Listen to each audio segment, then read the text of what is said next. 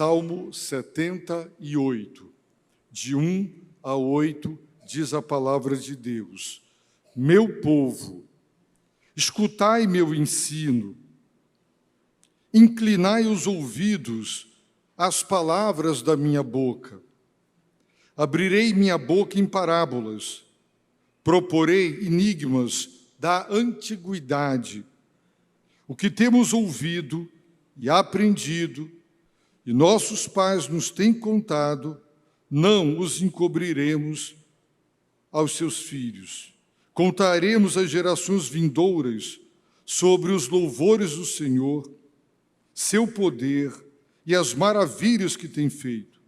Porque ele estabeleceu um testemunho em Jacó, instituiu uma lei em Israel, ordenando aos nossos pais que os ensinassem a seus filhos, para que a futura geração os conhecesse, para que os filhos que nasceriam se levantassem e os contassem a seus filhos, a fim de que pusessem sua confiança em Deus e não se esquecessem das suas obras, mas guardassem seus mandamentos e que não fossem como seus pais, geração teimosa e rebelde, geração inconstante, cujo espírito não foi fiel para com Deus.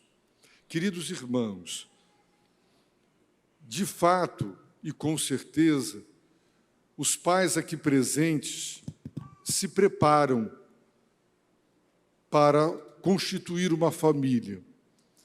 E muitos de nós procuramos a qualificação intelectual, a qualificação profissional, porque queremos adentrar o mercado de trabalho, ter um bom emprego e ter um sustento, através do qual possamos dar a melhor moradia possível para os nossos filhos, a melhor alimentação, as melhores escolas, esportes, língua estrangeira, alguma arte, algum instrumento musical, férias inesquecíveis. Então, nós nos qualificamos para dar o melhor para os nossos filhos e a nossa família, não é verdade? Mas a pergunta que o Salmo 78 nos chama a atenção, nos seus 8 primeiros versos, é se nós, os pais, temos com o mesmo empenho, a mesma dedicação, temos nos qualificado espiritualmente, biblicamente e teologicamente para cumprir dentro de casa o nosso papel primário, que é ministrar a palavra de Deus aos nossos filhos. Será que temos sido negligentes na ministração do ensino da palavra de Deus, dos conceitos cristãos, dos valores cristãos dentro da nossa casa? Será que somos tão analfabetos de Bíblia, tão desconhecedores das Escrituras Sagradas, que nós transferimos para a igreja, a escola bíblica, o OANSE, o culto, a responsabilidade para alimentar os nossos filhos, ministrar-lhes a palavra? Só pode dar quem tem. E se você não conhece a palavra, você não tem como ensinar a palavra. Irmãos, a primordial tarefa dos pais, tementes a Deus, antes de preocuparem-se se darão a melhor casa, a melhor roupa, a melhor escola, estão dando a palavra de Deus para os seus filhos, estão cumprindo a missão de ministrar, porque a fé vem pelo ouvir. Ouvir não qualquer palavra, mas a palavra de Deus. E muitos pais realmente ignoram as Escrituras, não leem as Escrituras, não estudam as Escrituras, desconhecem as doutrinas e são incapazes de serem os primeiros a ministrarem a palavra aos seus filhos. E isso, diante de Deus, é um erro grave, é uma falta grave e é uma grave negligência. Por exemplo, no trajeto, nesse trânsito terrível, no horário de rush para levar e buscar os filhos na escola, tem-se um tempo precioso onde diálogos, onde conversas podem ser mantidas com os filhos em torno das coisas de Deus, ajudá-los a amadurecer, a compreender a sua fé, exemplificar com fatos concretos que podem ser aplicações práticas das verdades reveladas que nós lemos das Escrituras Sagradas. Um tempo de ministração da palavra. E nós veremos biblicamente que Deus deu aos pais, Deus deu à família a grande responsabilidade primária e primordial de ministrar aos seus próprios filhos os ensinos do nosso Deus. Deus também está preocupado com as gerações futuras. E o que garantirá uma descendência de homens e mulheres tementes a Deus é a qualidade do ensino que hoje você ministra para os seus filhos. Se até então ninguém na sua família era convertido e você começou, a graça de Deus alcançou você, então dedicar-se a ensinar a palavra de Deus aos seus filhos garantirá que seus netos, que seus bisnetos, que seus tataranetos, que a sua descendência, muito longe, colham as bênçãos de Deus e sejam homens e mulheres tementes ao Deus vivo, ao Deus verdadeiro. E é isso o que o Salmo nos ensina. E o que é importante é que o ensino da palavra pelos pais é um desafio, porque por conviverem conosco diariamente, os nossos filhos perceberão rápida e claramente os nossos erros, as nossas deficiências, as nossas debilidades, e saberão se realmente nós vivemos de acordo com o que pregamos, ou se somos do time que diz, faça o que eu falo, mas não faça o que eu faço. É óbvio que os filhos jamais exigirão perfeição dos seus pais, porque ninguém consegue acertar todo o tempo todo. Caso contrário, não seríamos pecadores, e é exatamente o que nós somos. No entanto, quando nós pecamos, nós também podemos exemplificar que aprendemos a palavra quando temos humildade de pedir perdão, de reconhecer onde nós erramos e pedir desculpas e corrigir. E até quando erramos e consertamos, biblicamente orientados, os nossos erros, nós estamos ensinando como se procede quando se erra, para que eles também, quando errarem, aprendam a pedir perdão para os seus pais, reconhecer seus erros. Então, o lar é o grande laboratório divino, é o lugar mais privilegiado, é o melhor lugar, é o mais adequado para fazer discípulos. E é o que o Salmo 78 nos ensina. Os irmãos prestem atenção. O salmista diz, meu povo, escutai meu ensino. Meu povo, inclinai os ouvidos às palavras da minha boca.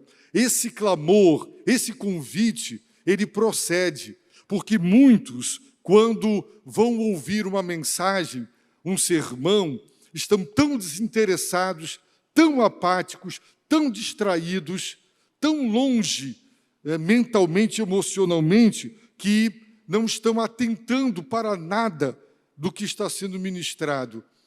E é comum, quando nós queremos ter uma conversa séria com os nossos filhos, perguntar, está me ouvindo? E essa pergunta não significa que temos dúvida se eles são surdos ou se a audição está comprometida. Nós estamos querendo a atenção, porque nós temos coisas sérias para dizer. E aqui é o clamor, é o convite, escutai meu ensino, ouçam, mas escutem no coração, ouçam com boa vontade, recebam com mansidão a palavra que está sendo ministrada e que será implantada em vós, inclinai os ouvidos. É comum, quando alguém fala um pouco mais baixo, você inclinar um pouco a cabeça e virar um pouco o rosto para que você consiga escutar melhor.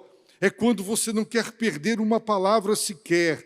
Portanto, o que o salmista, em nome do Senhor, está dizendo: direi coisas muito sérias, então incline o ouvido, ouça com atenção.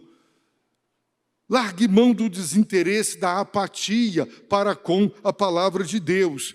E ele declara: abrirei minha boca em parábolas, proporei enigmas da antiguidade. E se os irmãos lerem, não é, o texto, por exemplo, em Mateus 13, Jesus está citando exatamente este versículo aqui, o versículo de número 2, quando ele explica por que escolher a metodologia das parábolas.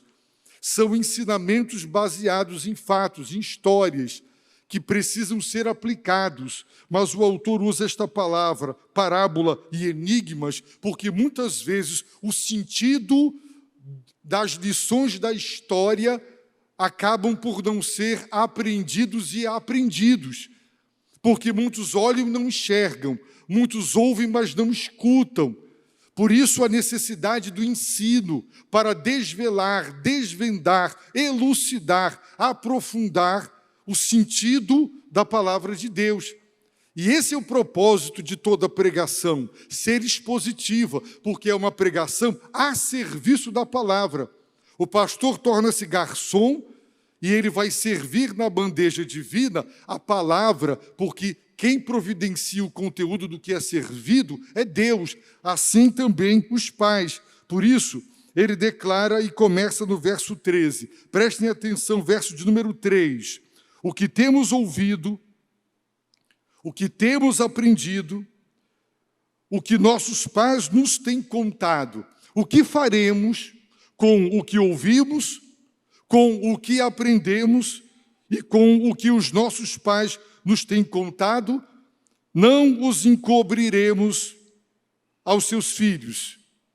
Contaremos às gerações vindouras sobre 3 conteúdos: os louvores do Senhor, seu poder, o poder do Senhor e as suas maravilhas, as maravilhas operadas pelo Senhor, as maravilhas que tem feito. Portanto, o que temos ouvido, porque foi ensinado, porque foi pregado. Se ouviram, é porque houve ensino.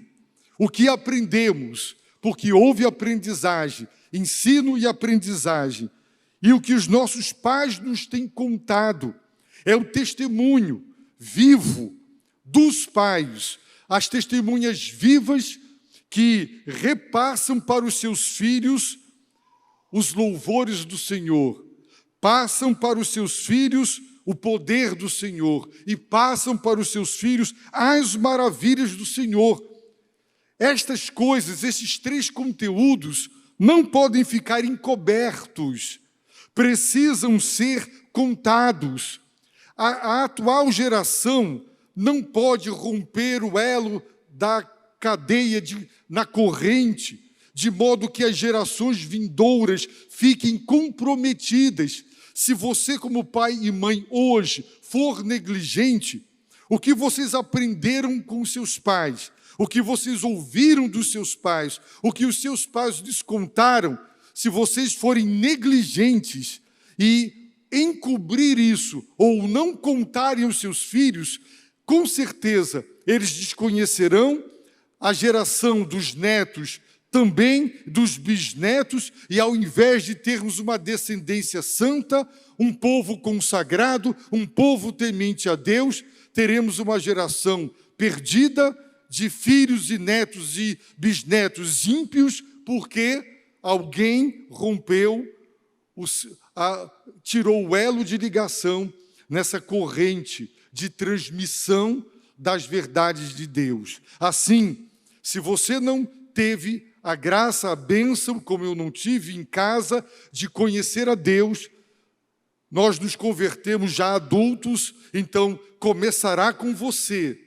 Agora você precisa compreender que você precisa ensinar para que seus filhos ouçam, Você precisa ensinar em casa para que eles aprendam, e vocês precisam contar para os filhos as verdades de Deus, de modo que os seus filhos aprendam com vocês que eles deverão fazer o mesmo com os seus filhos, que serão os seus netos, que eles deverão reproduzir tudo aquilo em seus lares, depois de casados, quando tiverem filhos.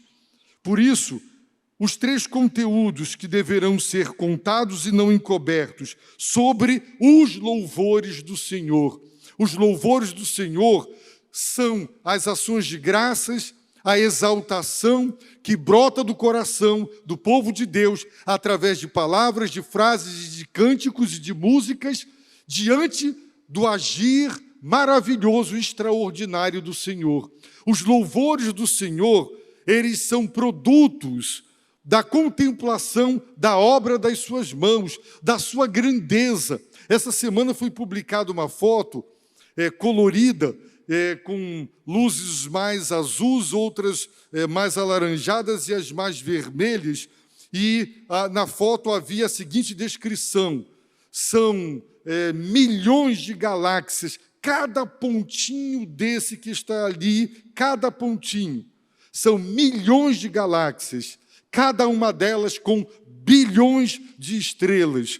Então, como não louvar a grandeza do Criador? Como não exaltar os louvores do Senhor? Eles brotam. Por exemplo, quando um jogador de futebol pega a bola lá no seu campo e ele cruza o meio-campo, driblando, e vai até quase o gol e chuta, faz um golaço, ele é louvado, ele é exaltado, os elogios brotam diante daquela façanha. Quando você ouve uma sinfonia, algo extraordinário, um gênio compôs aquilo, cada instrumento, vários instrumentos em harmonia, você fica maravilhado. E você exalta o autor daquela sinfonia. Quando você está diante de uma obra de arte, não são essas coisas que tem por aí que se chama de arte, não é mais uma verdadeira obra de arte, uma pintura realmente de verdade, você fica maravilhado com a capacidade do artista de colocar na tela, em todas as dimensões, aquilo que está gravado ali. E você diz, quem pintou isso é um gênio. Você começa a exaltar e a louvar e a elogiar ao contemplar os feitos das pessoas. Não é assim? Você prova, não é, uma sobremesa deliciosa e você diz quem foi a autora ou o autor da façanha, não é? Você exalta, pois os louvores do Senhor foi o que nós ouvimos, nossos pais, os pais devem ensinar aos seus filhos os louvores devidos a Deus, pela grandeza da obra criada, pela grandeza da obra da redenção, pelas grandezas de Deus. Os pais precisam ensinar isso e contar isso aos seus filhos. Também precisam ensinar, contar, de modo que ouçam e aprendam sobre o poder de Deus, o poder para criar, a sua forte mão, o seu braço estendido. É o Deus que liberta, é o Deus que protege. O maligno não nos toca, ele não nos trisca, porque nós estamos sob a proteção do Deus Altíssimo. É contar o poder de Deus. E hoje nós temos as Escrituras. Naquele tempo, a tradição oral, eles reproduziam oralmente. Hoje nós temos a palavra, o registro dos feitos maravilhosos de Deus, e podemos estudá-los, nos debruçar sobre eles, para poder contar a suprema grandeza do poder de Deus, de modo que os nossos filhos entendam que esse momento aqui é fundamental. Isso aqui não é terapia ocupacional. Nós devemos a Deus louvores por ser quem é, fazer o que Ele faz. Esse é o momento fundamental da nossa vida. Também relatar-lhes o poder de Deus, de modo que também aqui e a cada dia nós louvemos o Senhor. E quando os nossos filhos enfrentarem crises na vida, saberão que recorrerão à onipotência divina, porque aprenderam sobre o poder de Deus. E disse mais o salmista no verso 4, também as maravilhas que ele tem feito. Jesus operou sinais, prodígios e maravilhas. Maravilhas é quando aquilo que faz é tão grandioso, é tão majestoso, que nós ficamos assim, de boca aberta, ficamos extasiados, ficamos em êxtase, ficamos maravilhados diante do que Deus fez. E não só, meus irmãos, o relato bíblico da revelação, mas as nossas próprias experiências. É quando você pode compartilhar com os seus filhos os louvores do seu coração em virtude do que Deus fez. Você passou um momento dificílimo na sua vida e você pode compartilhar com o filho e tirar as lições, os louvores do seu coração para esse Deus que interviu tantas vezes na história da sua vida e manifestou o seu poder na história da sua vida e fez maravilhas na sua vida. Portanto, a nossa missão não é transferir para a igreja, para o OANSE, para a escola bíblica, a responsabilidade de falar, de ensinar. Nós, dentro de casa, temos que ser os ministradores da palavra. Eles precisam ouvir de nós, porque essa é a nossa missão. Então, o salmista diz por quê? Verso 5, porque nós não devemos encobrir e não devemos, em hipótese alguma, deixar de contar às gerações vindouras. E quando você conta isso bem contado para os seus filhos, você está garantindo que, bem treinados por vocês, eles treinem os seus netos, que treinarão os seus bisnetos, que treinarão os seus tataranetos, e assim sucessivamente. Por quê? Porque ele, Deus, estabeleceu um testemunho em Jacó. Deus instituiu uma lei em Israel. E ele também, além de estabelecer e instituir, ele ordenou. E o que foi que ele ordenou? Ele ordenou aos nossos pais que os ensinassem a seus filhos. Então, Deus não só estabeleceu um testemunho, Deus não só instituiu uma lei, mas Ele ordenou que esse testemunho e essa lei deveriam ser ensinados pelos pais para os filhos. Mas se você é um ignorante da lei divina, do testemunho do Senhor, é analfabeto em Bíblia, o que você tem para dar para o seu filho? Por exemplo, no Salmo de número 19, não é? Nós aprendemos o seguinte sobre a lei. Deus estabeleceu uma lei. E o Salmo 19, 7 diz, a lei do Senhor é perfeita e restaura a alma. O substantivo, a lei. Qual é o adjetivo que a descreve? Qual a qualidade que é destacada? A lei é perfeita. Existe algum código perfeito? Existe alguma lei que não caduca, que não precisa ser revista ao longo dos séculos? Mas a lei do Senhor é perfeita. E qual é o verbo que descreve o que é essa lei, cuja qualidade é a perfeição? Qual é o verbo que descreve o que ela faz na vida daquele que tem contato com ela? Ela restaura a alma. Veja, Deus estabeleceu um testemunho. Verso 7, o testemunho é o substantivo do Senhor. Qual é a qualidade que o caracteriza? É fiel. O que se espera de uma testemunha? Imagine, houve uma batida entre dois carros, houve ali um acidente, alguém estava presente e testemunhou. O que se espera de uma testemunha diante de um juiz é que ela relate com fidelidade os fatos como eles aconteceram. A integridade não está apenas em dizer sempre a verdade, mas em narrar e contar as coisas como elas realmente aconteceram, sem distorção, para comprometer ou descomprometer Então, o que se espera de uma testemunha é que ela seja fiel. E o testemunho do Senhor é fiel. E qual o verbo que descreve o que esse testemunho faz na vida de quem tem contato com ele? Ele dá sabedoria aos simples. Então, a lei restaura a alma. O testemunho dá sabedoria. E o salmista está dizendo isso, porque ele estabeleceu um testemunho. Ele estabeleceu o quê? Uma lei. Ele instituiu uma lei. E ele ordenou, é mandamento divino, aos pais para ensinar aos filhos. Por isso, você jamais deveria faltar à escola bíblica.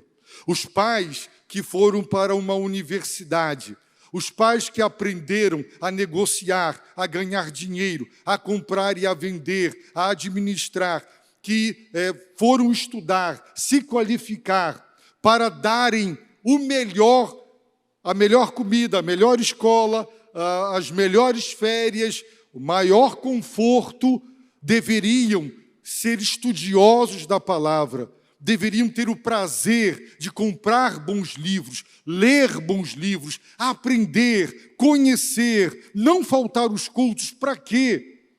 Para poder ensinar aos filhos. Mas se você é analfabeto de Bíblia, não conhece a Bíblia, não sabe nem onde está João 3,16 na Bíblia, o que é que você vai dar? O que é que você vai ensinar? De que maneira? Essa é a sua responsabilidade como pai, é a sua responsabilidade como mãe, ensinar a palavra de Deus, aplicar a palavra de Deus à vida dos filhos. A vida é dinâmica. A família passa por momentos de desemprego, momentos de enfermidades, crises conjugais. De que maneira as verdades reveladas se aplicam a cada um desses casos? Porque nós nunca teremos um lar perfeito, mas nós poderemos mostrar como as verdades ensinadas e aprendidas, elas podem se aplicar para serem o caminho de salvação dos transtornos dentro de uma casa. Mas isso tudo começa como? Com pais que entenderam sua responsabilidade, assumem a sua responsabilidade. Mas se você é aquele pai que nem traz a Bíblia para a igreja, você traz o celular, né? Aí você abriu hoje, só vai reabrir domingo que vem. Você conseguirá, de segunda a sábado, ter a Bíblia fechada. Então, se você não busca para se abastecer, lembrem daquele homem que pediu a Pedro esmola, e Pedro disse: eu não tenho prata, eu não tenho ouro, mas o que eu tenho, eu te dou, eu tenho fé. Em nome de Jesus, levanta-te e anda. Então, nós não temos tudo que as pessoas querem de nós, mas nós temos que ter Deus para repassar. Nós temos que ter os conhecimentos do Senhor através do que aprendemos a respeito dele na palavra. Os nossos filhos precisam ouvir de nós quem é Deus, quem é o Senhor, por que criou, para que ele criou. Nos nossos aniversários, nós não devemos privilegiar a festa, o comer e o beber, mas o momento solene de dar graças, porque ele é a fonte da vida. E quantos aniversários, nem sequer uma única oração.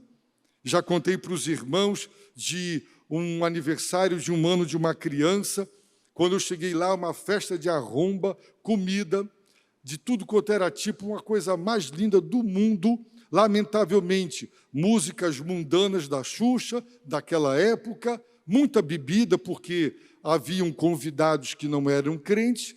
Eles não se importam conosco, mas os crentes se importam em agradar os ímpios, e aí, né, muita bebida, Xuxa para lá e para cá, eu lá presente convidado, obviamente me sentindo mal, e nenhuma oração silenciosa me pediram para fazer.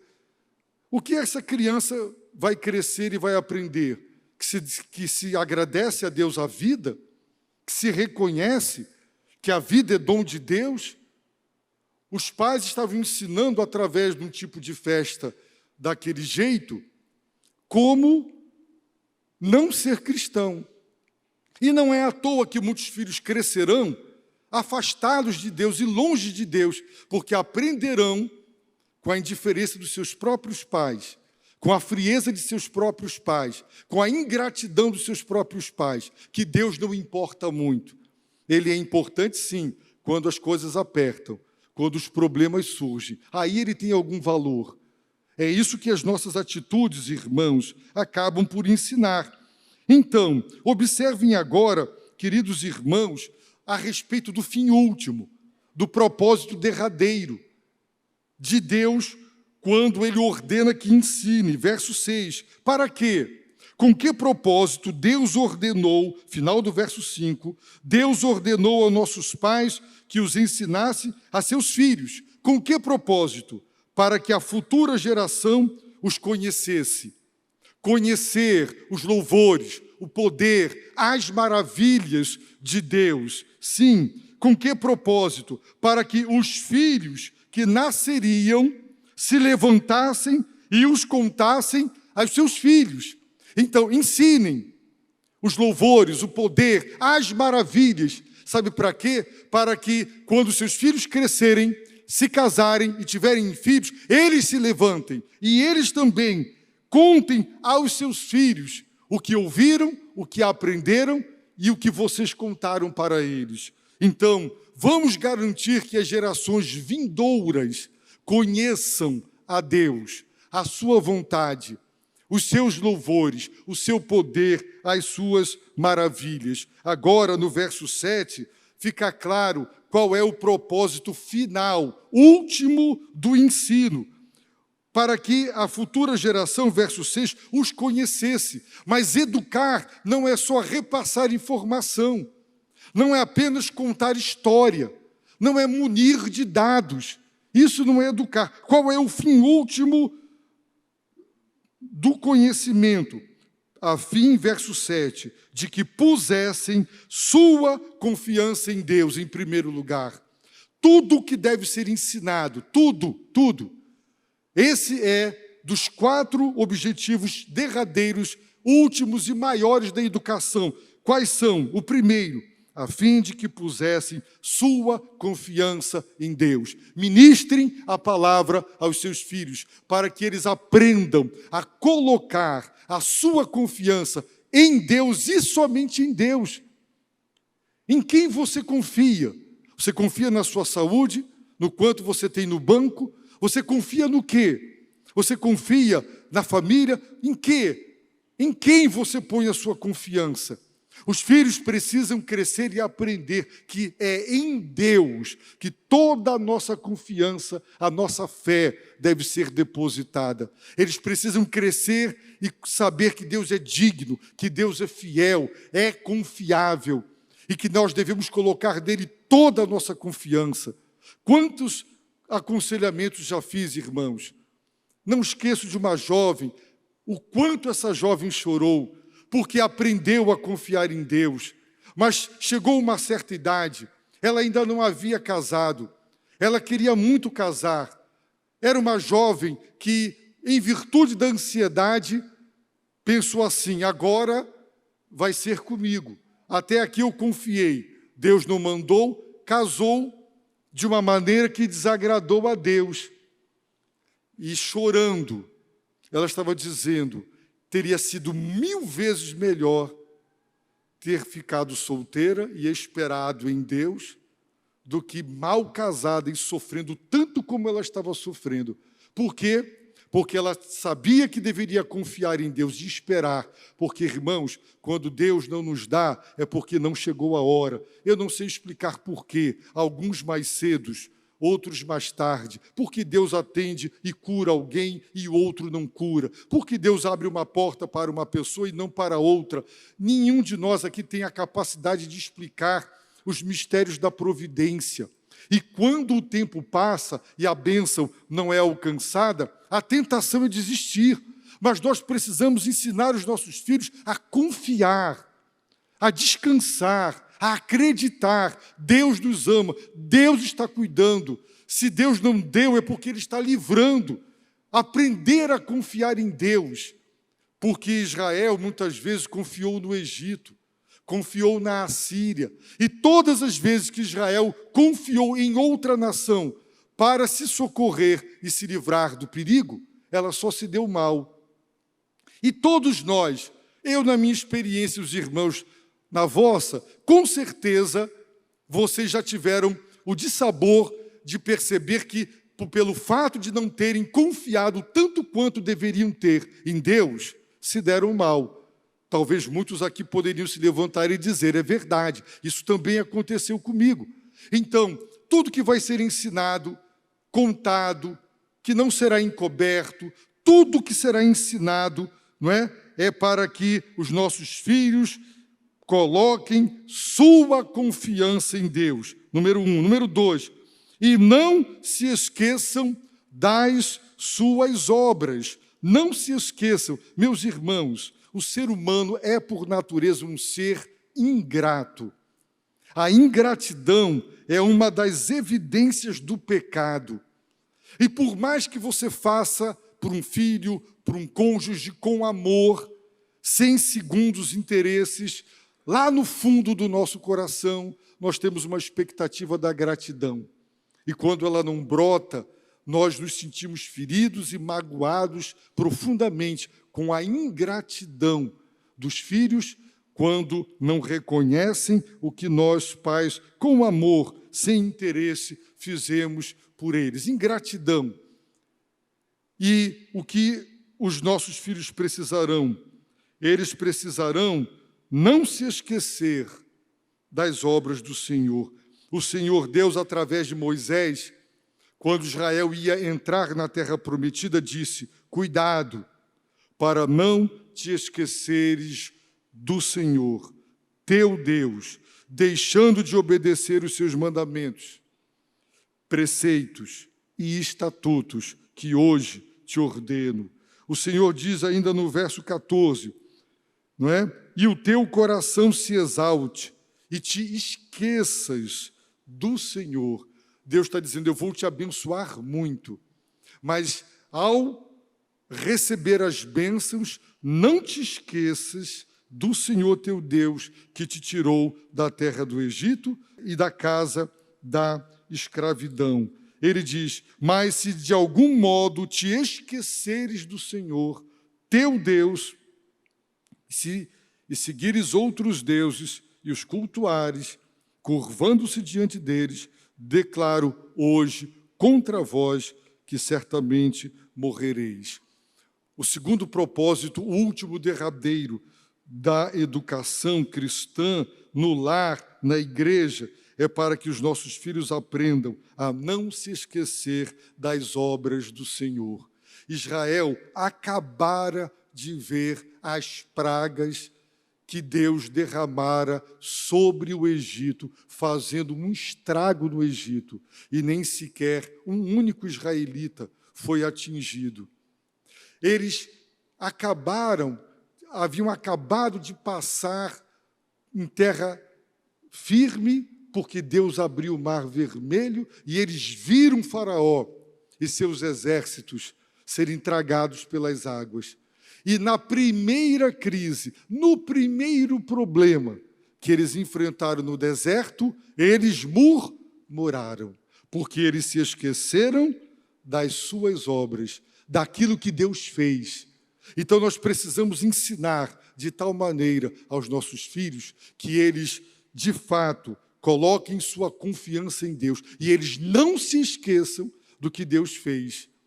O que Deus fez em Cristo, quando um filho seu disser, Deus não me ama porque está sofrendo, lembre-o de Jesus Cristo crucificado. Lembre-o do que significa a cruz de Cristo e Jesus Cristo crucificado. Não deixe ele esquecer o perdão, a vida eterna. Não deixe que ele barateie, não é? Que ele menospreze a graça, que ele se lembre das obras do Senhor. Em terceiro lugar, que eles guardassem seus mandamentos. Os mandamentos de Deus não foram dados para serem decorados, conhecidos, para ornamentar a vida moral. Tudo quanto Deus deu o testemunho e a lei é para ser obedecido. Se você é um conhecedor da palavra, mas você não obedece à palavra, a única diferença entre você e o ímpio é que você conhece a palavra e ele não. Mas a sua prática é idêntica à da dele. Portanto, guardar seus mandamentos. Você pode defender tanta coisa, mas se você não obedece, e a bem-aventurança não está sobre ouvintes, leitores e estudiosos da palavra, mas sobre os que a obedecem. Em quarto lugar, o fim último de todo o ensino é: e que não fossem como seus pais. Como seus pais foram? Geração teimosa e rebelde, geração inconstante, geração cujo espírito não foi fiel para com Deus. Então, o propósito derradeiro do ensino é para que as futuras gerações, os nossos descendentes, não sejam como a geração teimosa e rebelde. A leitura do Antigo Testamento está farta de muitos exemplos da teimosia do povo de Deus. Os irmãos sabem o que é teimosia? Já viram alguém teimoso? Não tem criança só teimosa, tem adulto que está errando, está repetindo o mesmo erro, está novamente fazendo a mesma coisa, está teimando, está insistindo naquilo que já viu que não dá certo e que só traz consequências cruéis e nefastas para ele e para os outros. Mas é uma teimosia, é um orgulho em não querer admitir e o desejo de permanecer no erro. Você adverte, você exorta, mas o coração é teimoso. Ele insiste no erro. Rebelde, uma geração rebelde, que se rebela, que se levanta contra Deus. É triste ver cristãos defendendo o feminismo, defendendo valores, não é, contrários à palavra de Deus, movimentos, ideologias que estão destruindo, porque o que o mal quer é destruir a boa criação de Deus.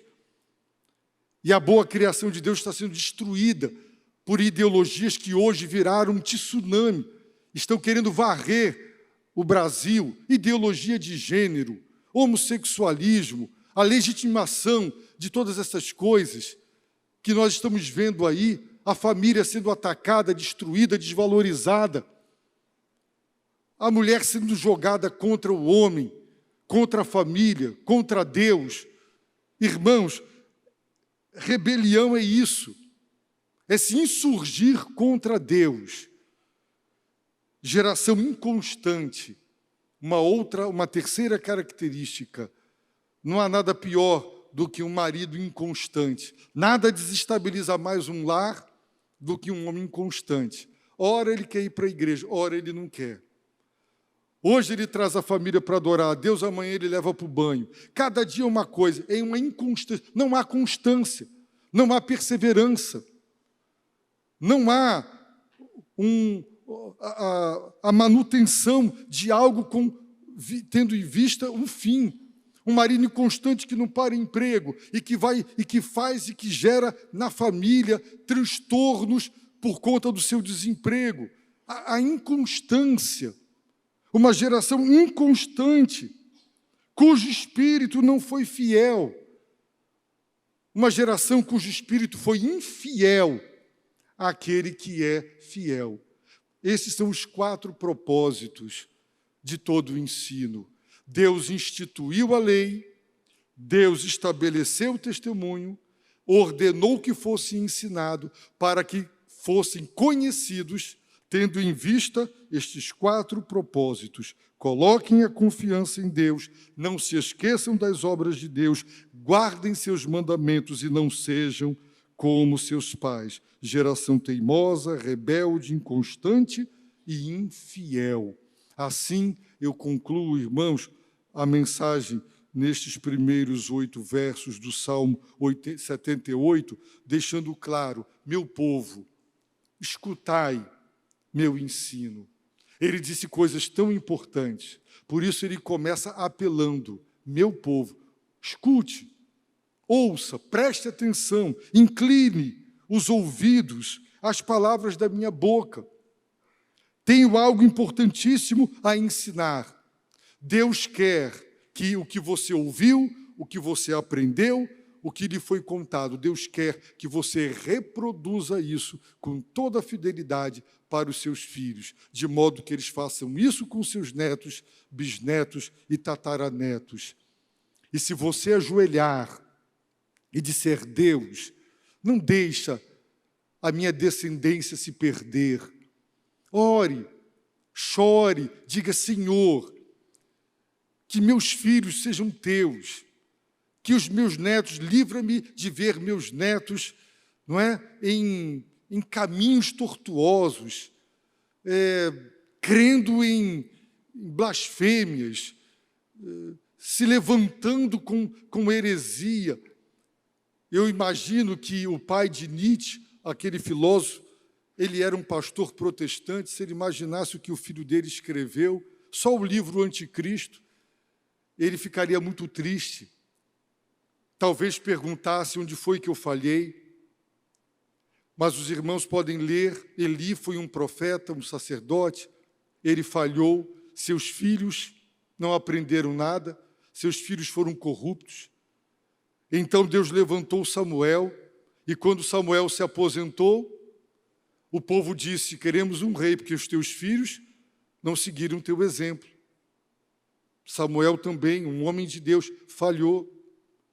Quando lemos a Bíblia, descobrimos que Davi falhou, foi um grande homem de Deus, mas ele falhou com seus filhos. Irmãos, nós precisamos consertar esses erros. Não estou dizendo que nós seremos perfeitos, mas nós temos uma grande missão de ministrar. Seus filhos precisam amar a Deus, e eles precisam amar a Deus ao ver o seu amor pelo Senhor. Seus filhos precisam aprender a orar, vendo você de joelhos orando. Seus filhos precisam ter prazer em sentar e ler a Bíblia ao pegarem você, lendo a Bíblia, estudando a palavra. Seus filhos precisam ver a alegria com que você acorda domingo para ir para o culto. A alegria, você acorda com muito mais alegria do que se fosse para um banho. Você acorda vibrando: eu vou adorar o meu Deus. Alegria, entusiasmo, vibrante, que você, não é, exala toda a satisfação de ir adorar a Deus. Eles vão aprender com o seu testemunho e com o que ouvirão da palavra de Deus. Por isso, eu concluo dizendo que o lar é o lugar primário e primordial onde a palavra de Deus deve ser ensinada. Se você tem falhado porque você não tem conhecimento para contar, para ensinar, então, a partir de agora, faça um propósito. Eu tenho dito deste púlpito, apenas 3 capítulos da Bíblia, de segunda a sábado, e 5 no domingo. Só isso, você lê a Bíblia toda em um ano. Se você ler 6 capítulos diários da Bíblia, e 10 no domingo, você lê 2 vezes a Bíblia do ano. Não é muito para você ler a Bíblia toda em um ano, para você conhecer. E à medida que você ler, então no carro, no trânsito, não é? Ao invés de ficar ouvindo música ou no celular, falando com A, com B, vá conversando. Filho, filha, eu li isso hoje na palavra, e eu aprendi isso, isso e isso. Ou aplique aquilo que você aprendeu a uma situação específica. Use o tempo de estar juntos para conversar, ministrar. Não precisa ser uma aula formal em que você senta, não é? E você vai dar uma aula.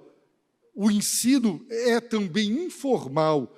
Acontece ensino, mesmo de modo informal, fora de uma sala de aula, dentro de um carro, no meio de um trânsito. Então, assumam, nós pais, assumamos a responsabilidade de ministrar, mas só será capaz de cumprir essa tarefa aquele que se dedicar a conhecer a palavra de Deus.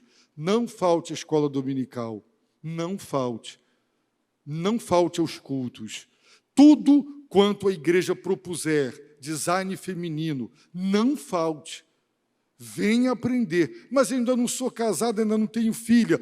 Se Deus lhe der a graça, você terá. Então já comece a se preparar. Você não está na escola estudando para se formar, para você poder se sustentar e a sua família. Então se prepare, se qualifique para você poder ministrar para os seus filhos. Eu peço a você que nessa hora baixe a sua cabeça, feche os seus olhos e ore, peça perdão se não tem sido um ministrador ou uma ministradora da palavra de Deus na sua casa. Se você desconhece, mas agora você pode dizer: Deus, eu assumo o compromisso, eu vou me debruçar sobre a tua palavra, porque eu quero ver a minha descendência te amar, te adorar e te servir.